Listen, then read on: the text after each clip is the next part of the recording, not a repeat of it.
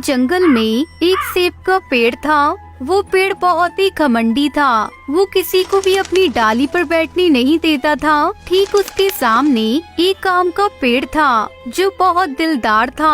उसे सबकी बहुत परवाह थी। एक दिन एक बूढ़ा कबूतर जंगल से गुजर रहा था। वो चलते चलते बहुत थक गया और सेब की पेड़ की छांव में बैठ गया। उठो यहाँ से। सेब के पेड़, मैं बहुत थक चुका हूँ। मुझे थोड़ी देर आराम करने दो, मैं आराम करके निकल जाऊंगा। नहीं, तुम अभी उठो और निकल जाओ यहाँ से। यहाँ से जाके दूसरे पेड़ के नीचे आराम करो। फिर भी वो बूढ़ा कबूतर पेड़ की बात नहीं मानता। अब देखो मैं क्या करता हूँ। गुस्से में आकर सेब का पेड़ उस बूढ़े कबूतर के ऊपर अपने सेब गिराने लगता है। ये तुमने क्या किया? एक ना एक दिन तुम। तब तक आप लोग हमारे इस वीडियो को लाइक और अगर आपने हमारे चैनल को सब्सक्राइब नहीं किया है तो जल्दी से सब्सक्राइब कर लें और कमेंट सेक्शन में जरूर बताएं कि आपको हमारी ये कहानी कैसी लगी। तुम्हारा घमंड जरूर उतरेगा।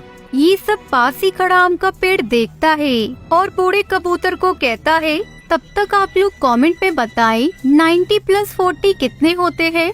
अरे अरे आप चिंता मत करिए, यहाँ आइए मेरी डालियों की छाँव में। शुक्रिया, लेकिन अभी बहुत वक्त हो गया है और मुझे घर भी जाना है। वो बूढ़ा कबूतर वहाँ से निकल जाता है। ऐसे ही कुछ दिन बीत जाते हैं। एक दिन वहाँ से एक टुनटुनी चिड़िया अपने बच्चों के साथ जा रही थी। वो रहने के लिए पेड़ ढूंढ रही थी। तभी उनकी नजर उस सेब के पेड़ पर पड़ती है।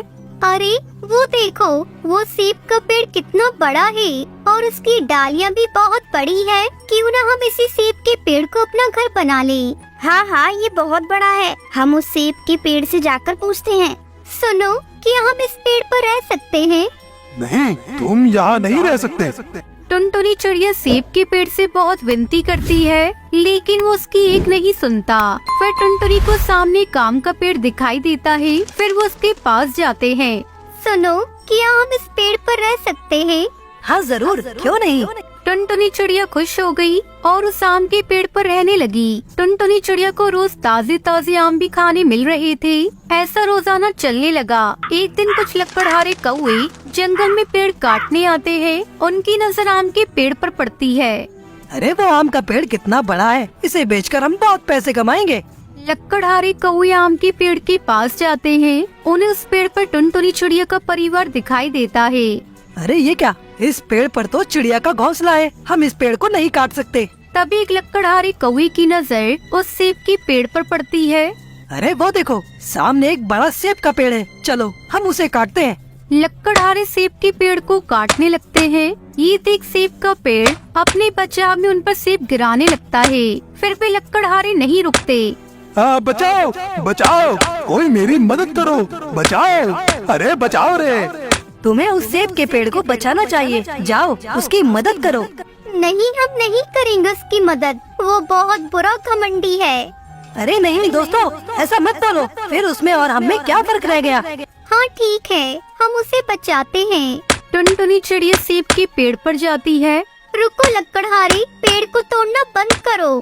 नहीं, हमें ये पेड़ तोड़ना है, तुम जाओ अपना काम करो। तभी टुनटुनी चिड़िया गुस्सा होकर सेब निकालकर लकड़हारे को मारने लगी। अरे अरे अरे अरे, ये चिड़िया तो हमारी जान ले लेगी, भागो यहाँ से। शुक्रिया दोस्तों, तुम कितने अच्छे हो। मैंने तुम्हें यहाँ नहीं रहने दिया, फिर भी तुमने मेरी जान बचाई। आज से तुम यहाँ रह सकते हो और मेरे फल भी खा सकते हो। शुक्रिया बोलना है तो शाम के पेड़ को बोलो, उसने हमें मदद करने के लिए मनाया। नहीं तो हम तुम्हारी कभी मदद नहीं करते, क्योंकि तुम्हें घमंडी इतना है। अब टुनटुनी चिड़िया का परिवार दोनों पेड़ों पर खुशी खुशी रहने लगा। तो दोस्तों, इस कहानी से हमें सीख मिलती है कि हमें कभी भी खुद पर घमंड नहीं करना चाहिए। टुनटुनी और उसकी 7 साल की बेटी पिंकी बहुत ही गरीब थे। टुनटुनी के पति की मौत के बाद से ही टुनटुनी और पिंकी बड़ी मुश्किलों में जी रहे थे। टुनटुनी अपने घोंसले का किराया भी नहीं दे पा रही थी। ऐसा जुल्म मत करिए सेठ जी, मेरे पति ने कितने सालों तक आपके यहाँ काम किया है। आज वो नहीं रही तो आप हमें घर से बाहर मत निकालो। इतनी ठंड में हम कहाँ जाएंगे। तेरा पति मेरे यहाँ काम करता था, तो क्या उसके पूरे खानदान का ठेका ले लिया मैंने? मैंने घोंसले किराए पर चढ़ाने के लिए बनाए, कोई धर्मशाला खोल कर नहीं रखी है। टुनटुनी गिड़गिड़ाने लगती है, लेकिन सेठ पर इसका कोई असर नहीं होता। वो अपने गुंडों से कहकर टुनटुनी के घर का सारा सामान घर से बाहर फिकवा देता है। टुनटुनी और पिंकी कड़कड़ाती ठंड में बेघर हो गए थे। दूसरी तरफ सेठ जैसे ही घर पहुंचता है, उसकी बीवी उस पर गुस्सा करने लगती है। फिर अकेले आ गए, मैंने कहा था ना आज घर में नहीं घुसने दूंगी। अगर कोई नौकरानी नहीं लाए तो। पुरानी नौकरानी को काम छोड़े 2 दिन हो गए, तब से सारे काम मुझे ही करने पड़ रहे हैं। अरे भाग्यवान, बस आज के लिए माफ कर दो, कल पक्का मैं किसी को ले आऊंगा। हाँ रहने दो, अब मैं तुम्हारी बातों में नहीं आने वाली। इतने मजदूर काम करते हैं तुम्हारे यहाँ, किसी को भी कह दो पैसों के लालच में दौड़कर आ जाते हैं। लेकिन नहीं, मैं सब समझती हूँ तुम्हारी चालाकी। इतनी ठंड में मुझसे घर के काम करवा कर अपने पैसे बचाने की सोच रहे हो ना, लेकिन ऐसा होगा नहीं। साफ साफ कह देती हूँ, मैं कोई काम नहीं करने वाली। सेठ कौवी को टुनटुनी का ख्याल आता है। ऐसा नहीं था कि उसे टुनटुनी के लिए कोई हमदर्दी थी या फिर वो टुनटुनी की कोई मदद करना चाहता था, बल्कि वो तो टुनटुनी के रूप में एक सस्ती नौकरानी चाहता था। वो तुरंत अपनी लकड़ी गाड़ी लेकर टुनटुनी के पास गया। टुनटुनी पिंकी के साथ अभी भी सड़क किनारे बैठी हुई थी। दोनों ठंड से कांप रहे थे। सेठ को देखते ही टुनटुनी हाथ जोड़ते हुए बोली, सेठ जी रहम कीजिए, मैं वादा करती हूँ जल्द ही आपका किराया चुका दूंगी। आपने अगर मदद नहीं की तो इस ठंड में मैं और मेरी बेटी जिंदा नहीं रह पाएंगे। सेठ जी रहम कीजिए। रहम आ गया, इसलिए आया हूँ वापस। तुम दोनों चलो मेरे साथ। आज से तुम्हें मेरे घर के सारे काम करने होंगे। बदले में रहने के लिए जगह मिल जाएगी तुम दोनों को, और कुछ पैसे भी, ठीक है? लेकिन एक बात साफ साफ सुन लो, घर के सारे काम तुम दोनों को ही करने होंगे, बिना किसी नानुकुर के। अगर मंजूर है तो बोलो, वरना मैं किसी और को देखता हूँ। मैं करूँगी ना सेठ जी, मैं सारा काम करूँगी। आपका बहुत बहुत शुक्रिया। सेठ टुनटुनी और पिंकी को लेकर अपने घर पहुंचता है और सुंदरी कौवी को उनके बारे में बताता है, लेकिन सुंदरी खुश होने की बजाय और नाराज हो जाती है। हे भगवान, तुमसे नौकरानी लाने को कहा था, जिम्मेदारी नहीं, इसे रखोगे कहाँ? ऊपर से इसकी बेटी भी है। अरे तुम बिल्कुल भी चिंता मत करो, तुम तो जी भर के काम कराओ इन दोनों से। तुम्हें नहीं पता आजकल नौकरानियों के दिमाग कितने खराब हैं। और रही बात रहने की, तो वो अपने घोंसले के नीचे जो खोल है वहीं रह लेंगी दोनों। सुंदरी कौवी टुनटुनी को काम पर रखने के लिए मान जाती है और टुनटुनी को घर के नीचे पेड़ के खोल में रहने को कहती है। खोल को देखकर पिंकी टुनटुनी से कहती है, माँ यहाँ तो सिर्फ खोल है, दरवाजा तो है ही नहीं। हम यहाँ कैसे रहेंगे माँ? मैम साहब, हम दिन में तो यहाँ रह लेंगे, लेकिन रात को?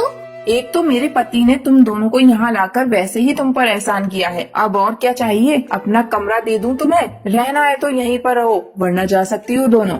नहीं मैम साहब, हम रह लेंगे यहीं पर। बस अगर जमीन पर कुछ बिछाने के लिए और रात को ओढ़ने के लिए कुछ मिल जाता तो बड़ी मेहरबानी होगी। क्या मुसीबत है, रुको यहीं पर। सुंदरी कौवी कुछ ही देर में एक फटी पुरानी चादर लेकर वापस आ जाती है और उस चादर को वो टुनटुनी को देते हुए कहती है, ये लो, इसी से काम चलाओ। चाहो तो बिछाओ, चाहो तो ओढ़ लो। अब मुझे डिस्टर्ब मत करना, मैं सोने जा रही हूँ।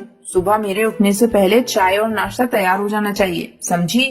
सुंदरी अपने घोंसले में जाकर आराम से सो जाती है। टुनटुनी उस चादर से पिंकी को अच्छी तरह लपेट देती है और खुद ऐसे ही जमीन पर लेट जाती है। दिसंबर की उस ठंडी रात में टुनटुनी और पिंकी का बुरा हाल था। खोल में हर तरफ से ठंडी हवा आ रही थी। फिर अगले दिन, अरे महारानी, अब तक सो रही है? तुझे रात को ही कहा था ना, मेरे उठने से पहले चाय नाश्ता तैयार हो जाना चाहिए। वो माफ कर दीजिए मैम साहब, रात भर ठंड के मारे नींद नहीं आई। सुबह जैसे ही धूप आई तो आंख लग गई। मैं बस अभी करती हूँ सब कुछ। टुनटुनी उठकर तुरंत घर के कामों में लग जाती है। सुंदरी कौवी जितनी जुबान से कड़वी थी, उतनी ही दिल से भी कठोर थी। वो अपनी बेटी को पिंकी से बात तक नहीं करने देती थी। साथ साथ ही टुनटुनी और पिंकी को घर का बचा कुचा खाने को ही देती थी। उसे अपनी अमीरी पर बहुत घमंड था। टुनटुनी अभी तक ये बर्तन नहीं धोए, तू क्या कर रही है सुबह से? मैम साहब, अभी झाड़ू पोछा करके निपटी हूँ। वैसे सुबह तो बर्तन धोए थे मैंने। तो तुझे क्या लगता है मुफ्त की रोटी तोड़ने लाए हैं तुझे यहाँ पर? ये तेरी पिंकी सारा दिन बैठी रहती है, इसे क्यों नहीं कहती काम करने को? मैम साहब, पिंकी अभी बच्ची है, उसे रहने दीजिए, मैं करती हूँ ना। हाँ, और हम बैठे रहे तेरे इंतजार में कि कब बर्तन धुलेंगे और कब हम खाएंगे। साफ साफ सुन ले टुनटुनी, ये नवाबी मेरे सामने तो चलेगी नहीं। जब तू घर के दूसरे काम करती है तब तक इस पिंकी को बर्तन धोने में लगाया कर। ऐसे ही पूरा 1 महीना गुजर गया। टुनटुनी ने सेठ से जब अपने काम के पैसे मांगे तो सेठ गुस्से से बोला, तुझे रहने की जगह दी है, खाने को भी देते हैं, अब पैसे क्यों चाहिए तुझे? कैसी बात कर रहे हो सेठ जी? पूरा महीना मैंने और मेरी बेटी ने कैसे काटा है हम ही जानते हैं। पिंकी को ठंड की वजह से बुखार है, मुझे उसे डॉक्टर के पास लेकर जाना है और आपने मुझे पैसे देने की बात तो पहले ही कही थी ना, अब आप कैसे मुकर सकते हो? हाँ हाँ ठीक है। सेठ अपनी जेब से 200 रुपए निकाल कर टुनटुनी को देता है। टुनटुनी इन पैसों को देखकर कहती है, सेठ जी ये क्या, इसमें क्या होगा सेठ जी? वो मुझे नहीं पता, मैं बस इतना ही दे सकता हूँ। वैसे भी मैंने तुझ पर एहसान किया है। क्या एहसान किया है आपने मुझ पर? मैं और मेरी बेटी रात भर ठंड में ठिठुरते रहते हैं। आप और आपका परिवार क्या जाने ठंड क्या होती है। भगवान सब देख रहा है सेठ जी, इतने कठोर भी मत बनो। तेरी हिम्मत कैसे हुई मुझसे इस तरह बात करने की? निकल अभी मेरे घर से। हाँ हाँ जा रही हूँ, वैसे भी यहाँ रहना कौन चाहता है। पर सेठ जी फिर कभी किसी पर ऐसे एहसान मत करना जैसा मुझ पर किया आपने। टुनटुनी गुस्से में पिंकी को लेकर वहाँ से चली जाती है। कुछ दिन बाद सेठ अपने पूरे परिवार के साथ घूमने निकलता है। वापस आते आते अंधेरा होने लगता है। उनकी लकड़ी गाड़ी अचानक खराब हो जाती है। अरे क्या हो गया, गाड़ी क्यों रोक दी? रात होने वाली है और ये जगह भी कितनी सुनसान है। अरे भाग्यवान, रोकी नहीं, खराब हो गई है। सेठ गाड़ी से बाहर निकलकर गाड़ी ठीक करने लगता है, पर गाड़ी ठीक नहीं होती। सेठ का घर वहाँ से काफी दूर था। वो धीरे धीरे अपने घर की तरफ पैदल बढ़ने लगते हैं, लेकिन ठंडी हवा उन्हें आगे बढ़ने से रोक रही थी। कितनी ठंड है, मेरे तो पैर ही जम गए। सुनो जी, कुछ तो करो, बेटी का ठंड से बुरा हाल हो रहा है। हाँ, इससे पहले कभी ठंड का पता ही नहीं चला। घर में हीटर था तो पता नहीं था कि ठंड क्या होती है, पर मैं करूँ भी तो क्या करूँ। सेठ और सुंदरी हार मानकर एक जगह बैठ गए और भगवान को याद करने लगे। इतने में उन्हें कुछ दूर से एक रोशनी आती हुई दिखाई दी। वो टुनटुनी थी जो हाथ में लालटेन लिए उनकी तरफ बढ़ रही थी। टुनटुनी को देखते ही सुंदरी चौंकते हुए बोली, अरे टुनटुनी, तुम यहाँ? मैं यही पास वाली फैक्ट्री में मजदूरी करती हूँ। यहाँ पास ही में मेरी झोपड़ी है, आप सब जल्दी मेरे साथ चलिए, यहाँ बहुत ठंड है। टुनटुनी उन सभी को अपनी झोपड़ी में लेकर जाती है और ओढ़ने के लिए एक मोटा कंबल देती है। सेठ और सुंदरी बहुत शर्म